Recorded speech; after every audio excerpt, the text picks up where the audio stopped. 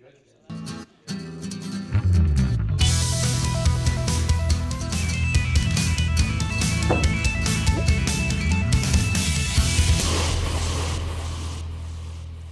evening and welcome to the Nightly News, brought to you by St. Rose Television at the College of St. Rose. We hope you all had a great Thanksgiving break. Today is November 27, 2017. I'm David Meister. And I'm Leanne DeMartino. Let's get into tonight's news. Tonight we will be talking about upcoming events and opportunities on campus. John Gilroy was invited to give a guest presentation at St. Rose by the Council for Exceptional Children. Gilroy was born with cerebral palsy, and in his presentation, he shared his struggles in the classroom and also highlighted the importance of the role of teachers and what they play in our lives. Anderson Cooper was the host for a recent presentation series through the National Society for Leadership and Success. Broadcasts of inspirational and motivational speakers take place on campus throughout the semester. Students can attend speaker broadcasts in the future, even if you're not a member of the society. The Albany Police Athletic League is once again hosting the Capitol Holiday Lights in the park. Washington Park has been decorated with lights and opened last week. The lights will be up until January 2nd, and all proceeds will go towards funding PAL programs. The Albany Common Council approved a 2018 budget last week that increases the city's property tax and increases council member salaries. Members of the public also spoke at the meeting about the closing of public access television station Channel Albany.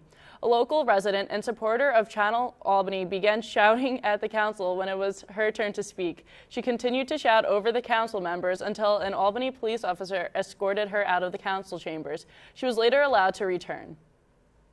The Steamer 10 Theater just held performances of Macbeth, and they are now preparing for a production of The Never-Ending Story. The theater is down the street from campus on Western Avenue. For more information, check out their website.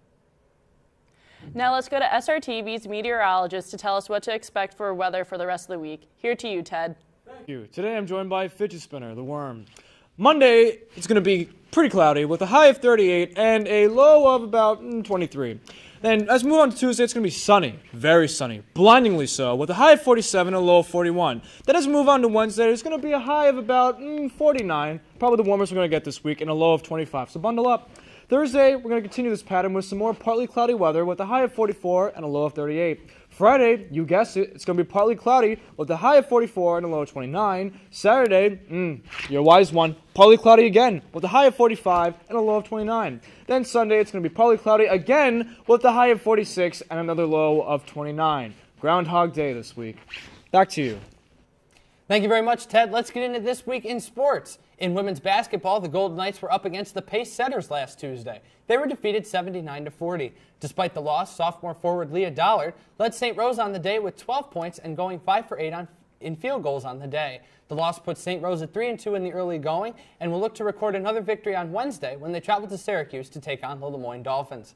In men's basketball, the team was also playing the Pace Setters last Tuesday, but they came out victorious 74-54. Junior guard Shane Harity led the charge for St. Rose with 15 points and 6 assists. The Golden Knights led for the entire match and held the Setters to only 30% shooting. They look to extend their winning streak to 3 on Friday when they travel to Erie, Pennsylvania to participate in the 34th annual Gary Miller Classic against the Northern Michigan Wildcats, but were unable to do so, falling 71-69. It was a heartbreaker for the Golden Knights as they tied the game at 69 apiece, thanks to senior forward Jack Jones, who nailed a three-pointer to tie it up with 49 seconds left. But the Wildcats didn't back down, and they scored on the next possession to seal the win. St. Rose looked to avenge that loss against the winless West Virginia Wesleyan Bobcats in the consolation game of the tournament, which they did 71-64.